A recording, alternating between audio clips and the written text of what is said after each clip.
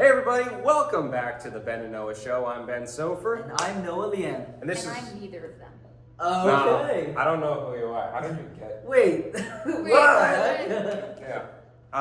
This is our second episode of the Ben and Noah Show, where we talk about all things entertainment as recent graduates in New York City. But today we're not talking about New York City. We are talking about the city of the South, Yollywood, in the Peach State, Atlanta. Today our guest happens to be my girlfriend, Lauren Stevenson, who knows a lot about the entertainment industry in Atlanta. So we're just gonna pick her brain, ask some questions, and just get some insight on it. Because, you know, when we talk about like these big cities where, you know, you go for entertainment, Los Angeles, New York, Atlanta's always on that list.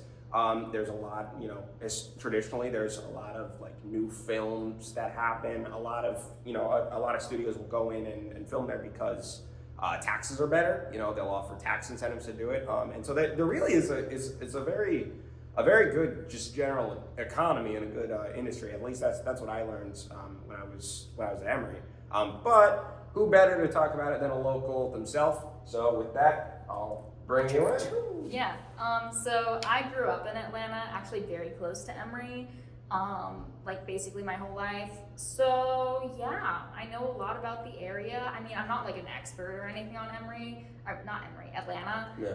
I'm not an expert on Atlanta, but like, you know, I lived there long enough and I'm in the art scene. I do creative writing and theater. Those are my majors. I would love one day. I'm a senior at Emory, so I will be them soon. Mm-hmm. Yay. But yeah, I don't know. I like poetry. I would love to have a poetry book one day. But right now I'm like, oh God, give me a job one day. I mean, I guess we could start off with a question of like whether, like maybe comparing a little bit of what you know about New York and how you would know about like Atlanta. If people are deciding between the two places, for example, like what are things that stand out to you, or you like to just like Or LA. Yeah. Mm-hmm. Yeah, I mean, Atlanta is obviously much cheaper. Yeah.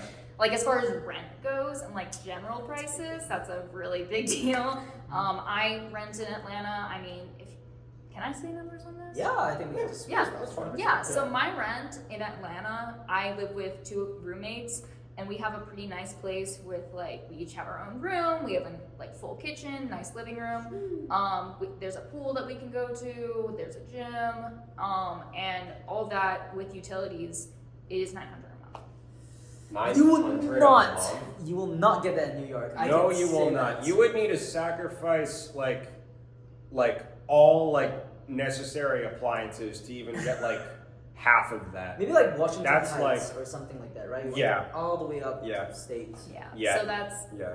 You'd also need to live very far from all the action in New York.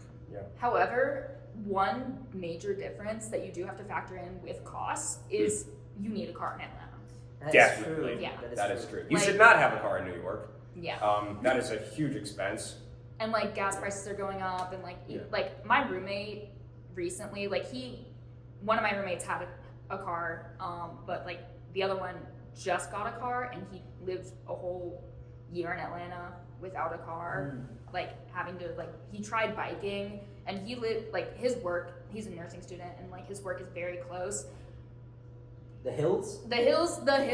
Atlanta is a very hilly place. You're not also like, the roads are very narrow and not bike friendly. So like, if you think that you can get by on a bike, you're wrong. Like, I'm so sorry, you're wrong. Like, you need a car, or you need like access to a car. So here's a question on that. I mean, the affordability is a big part for anyone making a decision, especially out of college. I mean, I'm personally looking at places in Atlanta as well. What about the industry? What's going on down there that may be a better draw in addition to that affordability that would steer someone away from, say, New York? I mean, honestly, Atlanta has like I'm like not like super in it yet, but like as far as theater goes, that's like what I know most about right now. There's a lot of really good like festivals and stuff happening in Atlanta. There's usually some sort of like, you know, like arts festival at some point where like if you do like physical media like painting or drawing or something, like there's usually something that you can like sell your stuff at. Which there's a whole thing with that of like, is it worth it to do that? But like, I don't know. Pricing wise, but like, there's a lot of festivals. Honestly, I feel like one thing that's like really great about being in a creative, like you guys like talked about this, but like the community, like in a creative space is so great. And in Atlanta, that is also true. Yeah. Like it's more spread out. So like cars, but like, I mean, people are generally people want to help you, which is really Very great. true. Like people, like you'll just be like if you reach out to somebody, like I'd say like 8 times out of 10, somebody's gonna reach back out to you and be like, yeah, here's like all that I know. I can actually build off that and just like corroborate that the amount of love that you get for just being passionate in something was so true in my experience being a student in Atlanta. I didn't really participate much outside of the Emory circle, like theater productions, until kind of my senior year, and I started to I watched a couple of shows in like local theater, and I've always enjoyed them, but I never thought of like the next step of like, oh, since I'm there all the time, like why not just like try out for a show professionally, like outside of the Emory bubble. And after there were a few theaters that I actually like kind of like reached out to and applied for some of their festivals. The first one I worked with was Academy Theater in Hicksville, Georgia, and it's a really cute theater. Wonderful people that I worked with. Did a small like one act / skit. It was a Hansel and Gretel kind of like original play that they did, and it was a lot of fun to just like meet people who were like professionals and be in a space that was a professional space. Also got paid for it. Always very nice to get some paid gigs here and there. And I did that the summer of my when I was in your position, Lauren.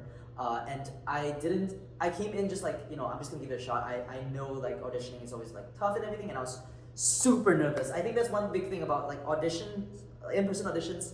Just you gotta start like, I know it's very nerve-wracking and everything, but you just gotta start like doing them first. Because I think my first audition was rough. It was rough, but I got a part I was thankful for. But like, I think I would have improved a lot. I would continue to improve a lot more the more auditions I do. And even if I didn't get that first role, I think it was still a very good experience in terms of like getting myself out there. Yeah. And that community continued to like reach out to me about other opportunities, improv performances that they were doing. Just like as both an audience member and as a future cast member, I think it showed like, wow, they are really awesome. And then another one that we went to was Horizon Theater's performances. And the people, like the staff working there were so sweet, so wonderful. Because I went there like many times, I got to know the staff quite well. I volunteered for a couple of shifts. I did one with one of our friends, and we volunteered together, and they continued to reach out to us about like more opportunities and stuff like that.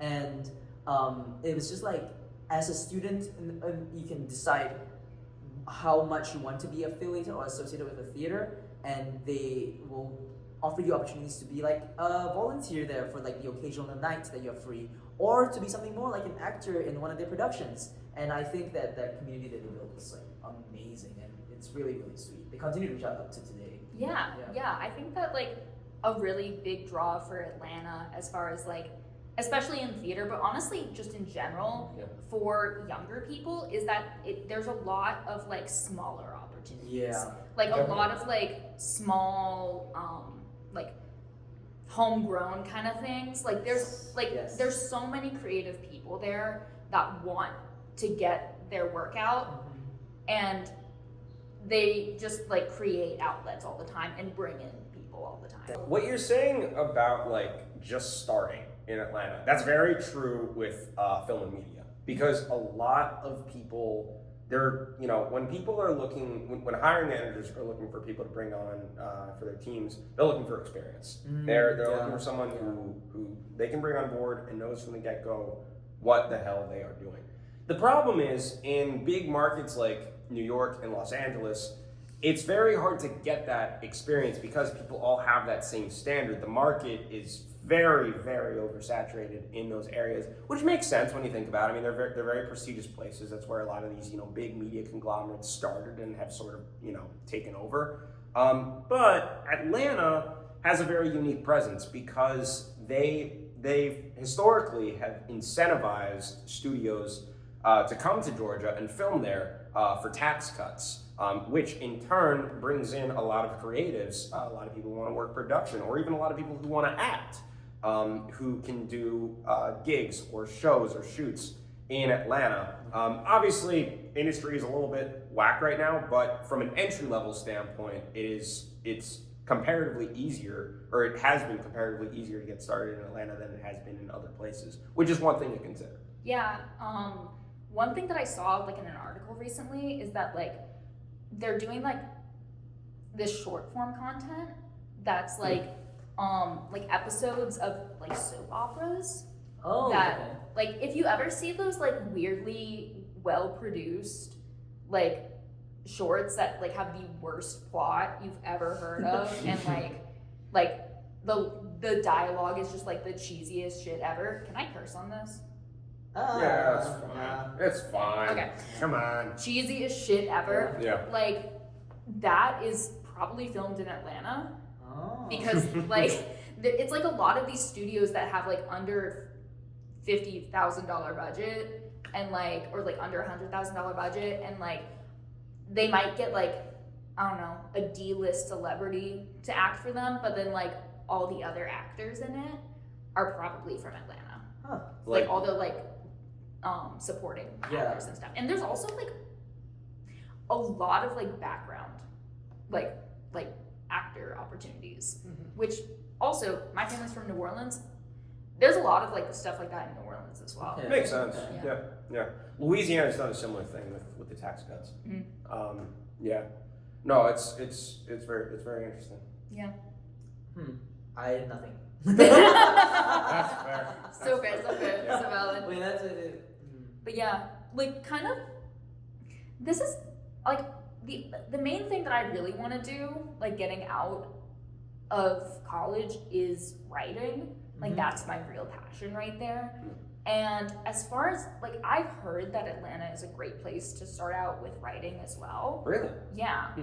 Like there's like a good network and stuff, and honestly I'd like to go and Yeah. the creatives out there might hate me. I want a 9-to-5 in an office. I want it so Wow. bad. I want this stupid thing that all creatives are like evil. No, I want it so bad. That structure sounds like it would work so well for me. So Not teach their own, man. yeah. And like, but so like I'm looking into like getting like an editing job or like a publishing place. That's like the dream. And then I can like get some connections and be like, hey, you should publish my stuff. I see you. It's a work in That's a progress. good plan. But I think that you're not the It's only one foolproof. who's like looking at like, okay, Atlanta's a good place to get like that shoe in the door first. Yeah. And then maybe venture out elsewhere once I've built up the reputation, built up the accolades and stuff like that. I think quite a few of our Emory students and peers have been doing that in both the previous year and this current year. Not just Emory, a lot of people do. Yeah, a lot of people, period. I think that Atlanta is a good spot just to like get a good network and stuff going. I mean, I don't know where I want to end up eventually. Like maybe, like I want to eventually get an MFA Yeah. in creative writing, but like anywhere that'll take me, please let me in, please send me in. So, but like I feel like it's a good spot like to like just start off cheap and work your way up. I think we can talk a little bit about MFAs, like why, I think that there's a little bit of a conversation between like, oh, should I come out of college and pursue an MFA right out of college, or should I like get a bit of experience first before I do that? I've heard two separate professors from two different writing departments who know each other but did not talk to each other about this before like telling me, and like completely different scenarios to take gap years if you're going into like creatives, like because MFAs it's just expensive and you don't want to spend all that money on something that you don't even want to be in that industry to begin with, you know. So like get that work experience, see if you want to do that. And then I had a summer internship where I was like doing playwriting and stuff, and my mentor for that told me, like I was just like talking to her about like MFA programs and stuff. And she was like, yeah, the main thing that an MFA program does, at least for the arts, you've already like it's kind of is expected that you come in like at least knowing the basics and stuff, and like you're just like fine tuning your craft. But like it's the network. It's the network. Yep. Like you're just getting a network. Yep. Yeah. And like you're surrounded by people who like-minded, also want to do this, also like are passionate about it and want to get into this industry, and like you have the resources to do that. So it's less about like learning how to do art and more how to do industry. Well, I mean, that makes a lot of sense. I've gotten like kind of I think I had like 1 or 2 suggestions of people telling me like, yeah, MFA, going straight there, it's fine. But also kind of much more, a stronger majority have talked to me about like, yeah, taking that gap year. There's a difference between students who come into the MFA program having already had experience, taken those gap years, and kind of know what they want to get out of the MFA program, versus students who are coming fresh from the undergraduate years and are just like, oh, teach me what to do. It's all theoretical. Yeah, I and agree. so I didn't really dabble, like specifically really consider MFA as a viable option coming right out of college yet, especially since I was thinking about the money, and like that may be a concern for a lot of folks. However, there are some MFA programs that are pretty nice. There are some fully funded MFA programs. Yeah, fully funded MFA programs are super competitive though. I have only looked into them for creative writing, but like 6% acceptance rate is like high. I think Education, literally a handful of students would be accepted every year. I think Like less than 10. Yeah. Yes. Each cohort is like, I heard some as low as 2 to about 8. Yeah. So that's the range that I'm always working, and that's per year. Yeah. No, to your point about, and to your point as well, honestly, for, gap years and coming in with that, I think it's an interesting thing for people in our spot, because when, for recent graduates, this is a question a lot of people have. A lot of students, they've acclimated to the structure of school and college, and so they're used to the coursework, and perhaps there's a sense of familiarity bias. But I mean, I fall on the side of, gap year, get experience, figure out what you want to do. Because it is true that, like, look, I know people in film who've gotten some very strong and competitive internships. Then they get there, realize they don't want to do it. Why would you get a master's in something when you realize that you hate it? That's you know? true. And then but then at the same time, like, we're in a pretty, bad market. And so, when you look at like, the networks that you have and the experience that you have, like, you take your options and sort of, figure it out from there and determine the best decision. But again, like I would say it's one of those things where like you're going to make the best decision. Look, there's a financial component to it. There's a network component to it. But, I mean, everyone's in their own situation. And I think it's important to recognize that when talking about these programs. 100%. Yeah. And I think if, let's say you're an Emory student and you're currently in Atlanta, Georgia, if you're, tapping into like just going a little bit outside of just the school in general would always be beneficial if you're intending to kind of stay in Atlanta, Georgia for a little bit longer to get that grounding and stuff. You don't want to just be like, okay, I've graduated, now what? And it'll be about the equivalent of like going to a new city like New York and starting from scratch there as well. If you don't spend the extra time to just kind of branch out a little bit more, you should take the summers when you're not so technically like in classes to be a part of a play, go and volunteer at a theater. And I think that those little things that you can do will help to build that network if you're intent to stay in Georgia for a little bit longer. I think that's something that I would recommend, something that I would have considered a little bit more if I like really gave it more thought. That's something that we can think about, because I don't know. What are your thoughts on that? Yeah, I think State of Atlanta. Yeah. I think that Atlanta's really good, especially because not only like thinking about it from a college perspective, like there are a lot of like recent grads who aren't at, like, if you're an Emory student, like reach out. Yeah. Because like there's a lot of other very creative colleges in Atlanta. Like GSU is a very artistic school. Like a lot of like art students go there. Oh my gosh, I'm forgetting it now. There's a women's college that's really close by. Agnes Scott is very like artistically inclined and stuff. SCAD like has an Atlanta campus. Yeah. Like there's a lot of recent grads who are like from these places and also in the art scene, and like they're looking for the exact same thing. Like you might have like a little bit of a different like past with like school structure and stuff and like bureaucracy, but you're ultimately looking for the same thing.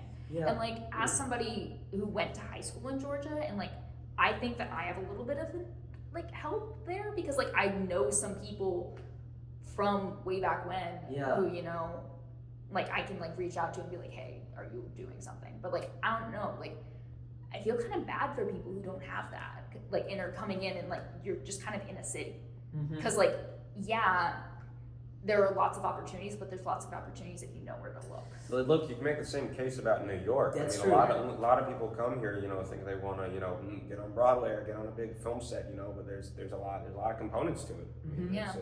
That's the fact. I think that's so true. I mean, those networks, building it from the ground up is always a little more difficult than already having like mutuals where you can like tap into and form those networks through those veins. I would say though that coming back to Lauren's point about like knowing people who are going to be kind of in the same position as you, a similar position as you coming right out of college, one thing that could be really beneficial is you have some people who want to be directors, you have some people who want to be playwrights, you have some people who want to be performers, you have some people who want to, you know, work on costumes, on tech, and everyone wants to get those accolades and those experiences. Bam. Like, why not work together and create that production together? And even if it's more of an unofficial or like not super funded experience, I do think that there is some kind of learning you can get from that, and also those connections working alongside your peers. That's something that's super beneficial. Oh, absolutely. I mean, when you're looking, I mean, I've experienced this in the media. Like, there is it's competitive. I mean, with all creative fields, there's definitely competition, as shown by like how selective these MFA programs are. But I mean, even then, like, despite that, there is still a collaborative culture, because, you know, if you're working on a film or something and, you know, you're directing, but, you know, there's someone else that might have a better eye for cinematography or editing, you know, to be able to know that person, and, you know, they, like, people want to contribute to each other's work. Everyone creative wants to, you know, get a good portfolio, and, you know, the more projects that they have, the better. And so, and having said that, I mean, and this is in addition, I mean, that's true with networking too. I mean, with at least speaking from, you know, with media and entertainment, people want to help you. Like, you know, if you reach out to people, like 9 times out of 10, they will, you know, people will want to talk about their experience. We started a whole podcast because we want to talk about our experience, and we want to learn other people's experience. I would say that's indicative of the creative industry in general. And if someone doesn't do that, then fuck them. And the fact is that when we started our own podcast, there were so many people who wanted to like help in one way or another, editing or promoting, being featured in there. Like I think we got a lot of support when we were just like like a huge thank you to everyone who was just voiced out their support, and also like shown their support through many different ways. I think that it just shows how much of you're not alone in this experience, and there are so many people who want to uplift and support each other. And when you want to create a project, there are so many avenues of people you can tap into, and there are people you just need to like go take that one step to like pitch it to people, to talk about it. And it's okay if it doesn't really like see the light of the day, but like the fact is that you're trying new things and you're experiencing new things with people, and that's all part of that journey. Exactly. Creative journey. Yeah, like if you can't find any opportunities, make one for yourself. Kind of. That's really Bam. cool. That's how you do it. And that's going to be a wrap for today. Thank you so much for tuning in or listening, however you're watching this. That's our 2nd episode. We hope to keep this going. I'm Ben Soffer. And I'm Lian. Yeah. And I'm Lauren. Woo! Thank you for watching. See you next time. See Bye-bye. ya. Bye.